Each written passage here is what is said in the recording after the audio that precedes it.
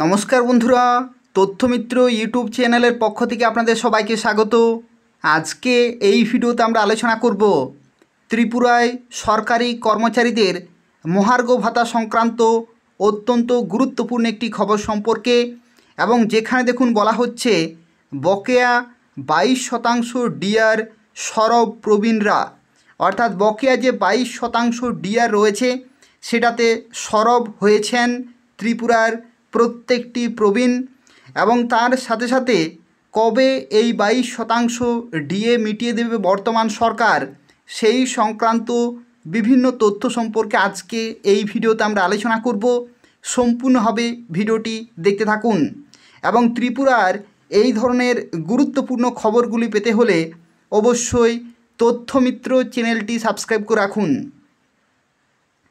তো দেখুন, এখানে বলা হচ্ছে বকেয়া 22% ডিআর, তার পাশাপাশি আরও বেশ কিছু দাবি দেওয়া রয়েছে অবসরপ্রাপ্তদের।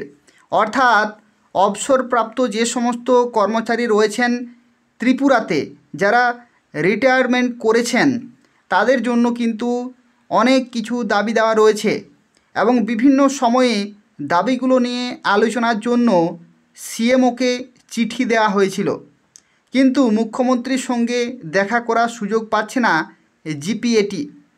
জিপিএটির নেতৃত্ব জানিয়েছেন যে তারা তাদের দাবি আদায়ে আন্দোলন কর্মসূচিকে গুরুত্ব দিচ্ছেন এবং মঙ্গলবার প্রবীণ দিবস পালন করা হবে প্রবীণ পত্তনে। অন্যান্য জায়গাতেও চলছে আয়োজন। সব জায়গাতেই দাবিগুলো নিয়ে আলোচনা করছে নেতৃত্বরা।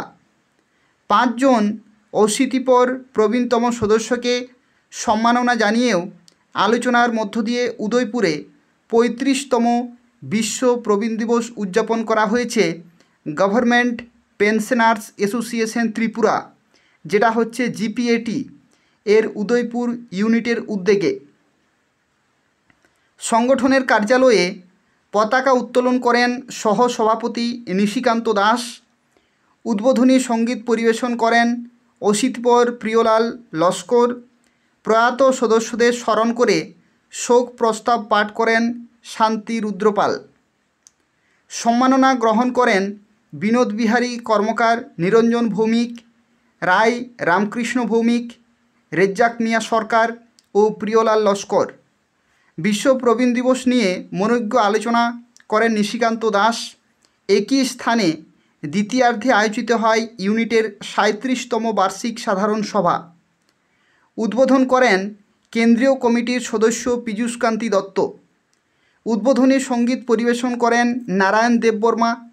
তাকে তবলায় সহযোগিতা করেন মাধব কর্মকার। সম্পাদকীয় প্রতিবেদন পেশ করেন ইউনিটের সম্পাদক রবীন্দ্র কর্মকার। এরপরে দেখুন বলা হচ্ছে 8 দফা সাংগঠনিক প্রস্তাব পেশ করেন ঝুলন দাস। 15 দফা অর্থনৈতিক ও অধিকার সংক্রান্ত দাবি সম্বলিত প্রস্তাব পেশ করেন হারাধন দাস।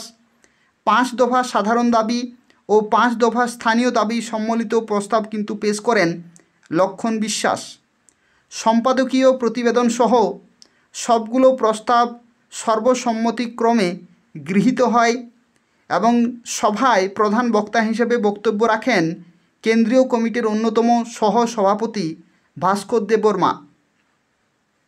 তিনি পেনশনারদের স্বার্থরক্ষায় জিপিএটির নিরবিচ্ছিন্ন প্রয়াসের উল্লেখ করে আসন্ন আন্দোলন কর্মসূচি সফল করার আহ্বান জানান। 2 জন সদস্য অনাদি বিশ্বাস ও চারু মিয়া সচরিত কবিতা পাঠ করেন। পরে 32 জনকে নিয়ে ইউনিট কমিটি ও 11 জনকে নিয়ে সম্পাদক মণ্ডলী নির্বাচন করা হয়।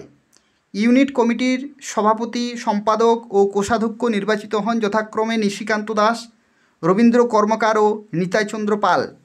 এই 3 জনের সঙ্গে 4 জন সহসভাপতি ও 4 জন যুব সম্পাদককে নিয়ে গঠিত হয় 11 সদস্যের সম্পাদক মণ্ডলী। সব জায়গায় পাওনা কড়ি মিটিয়ে দেওয়ার জোরালো দাবি জানিয়েছে নেতৃত্বরা। অর্থাৎ সব জায়গাতে এই যে 22% যে ব্যবধান রয়েছে, 22% ডিএ ডিআর যে ব্যবধান রয়েছে বা যে বকেয়া রয়েছে কেন্দ্রীয় সরকার এবং রাজ্য সরকারের কর্মচারীদের মধ্যে, সেই পাওনা কড়ি কিন্তু মিটিয়ে দেওয়ার জোরালো দাবি কিন্তু জানানো হয়েছে। তার সাথে সাথে ত্রিপুরাতে অষ্টম পে কমিশন, এই অষ্টম পে কমিশন লাগুর জন্য কিন্তু বলা হয়েছে। তো সেক্ষেত্রে দেখা যাক ত্রিপুরা সরকার কতদিনে এই যে দাবিগুলি রয়েছে সেই দাবিগুলি পূরণ করবে। এবং বিভিন্ন সূত্রের মাধ্যমে যেটা জানা যাচ্ছে যে এই যে 22% বকেয়া ডিএ রয়েছে ব্যবধান, এই 22% ব্যবধান কিন্তু খুব শীঘ্রই কমতে চলেছে, অর্থাৎ আর কিছু দিনের মধ্যেই কিন্তু নতুন খবর আসতে চলেছে সরকারের পক্ষ থেকে। যে অতিরিক্ত অর্থ সেটা কিন্তু বরাদ্দ করা হয়েছে। কেন্দ্রীয় অর্থমন্ত্রী নির্মলা সীতারমণের সাথে সাক্ষাৎ করেছিলেন ত্রিপুরার মুখ্যমন্ত্রী ডক্টর মানিক সাহা, এবং তিনি অতিরিক্ত অর্থ কিন্তু বরাদ্দ করেছেন। এবং তার সাথে সাথে সেখানে কিন্তু ডিএ সংক্রান্ত আলোচনা চলছে। কত শতাংশ ডিএর ব্যবধান কমানো হবে নাকি কেন্দ্রীয় হারে ডিএ প্রদান করা হবে সেটাই কিন্তু দেখার বিষয়।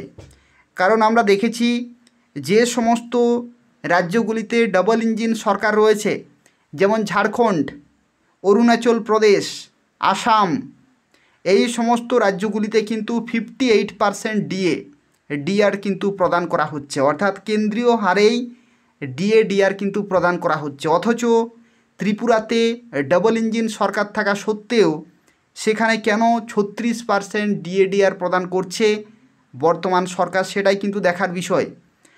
আর এই ব্যবধান 100% কমবে, কত কমবে সেটাই দেখার বিষয়। আর যদি খুবই অল্প পরিমাণে কমে তাহলে কিন্তু ত্রিপুরা রাজ্য জুড়ে গণ আন্দোলনের ডাক দেবে প্রত্যেকটি সংগঠন। ঠিক আছে, যদি কম হারে যদি ব্যবধান কমে তাহলে গণ আন্দোলনের ডাক দেবে প্রত্যেকটি সংগঠন। ত্রিপুরার প্রত্যেকটি জেলা জুড়ে বিভিন্ন স্থানে কিন্তু পিকেটিংয়ের পুনরায় ব্যবস্থা করা হবে, সেটাই কিন্তু বিভিন্ন সূত্রের মাধ্যমে জানা যাচ্ছে। তো সেক্ষেত্রে সুখবর আসতে চলেছে, দেখা যাক সেই সুখবর কতটা বেশি আসছে নাকি কম আসছে সেটাই কিন্তু দেখার বিষয়। আপনারা নিয়মিত এই তথ্যমিত্র চ্যানেলটি ফলো করতে থাকুন। ডিআর সংক্রান্ত, অনিয়মিত কর্মচারী সংক্রান্ত, ফিক্সড পে, চুক্তিবদ্ধ কর্মচারী সংক্রান্ত প্রত্যেকটি খবর আপনারা কিন্তু সময় মতো পেয়ে যাবেন। তথ্যমিত্র চ্যানেলটি অবশ্যই সাবস্ক্রাইব করে রাখুন। আর যদি কোনো প্রশ্ন থাকে তাহলে কমেন্ট করে জানাবেন। তার পাশাপাশি এই ভিডিওটি আপনারা ফেসবুকে, হোয়াটসঅ্যাপে প্রত্যেকে শেয়ার করে দেবেন। ধন্যবাদ।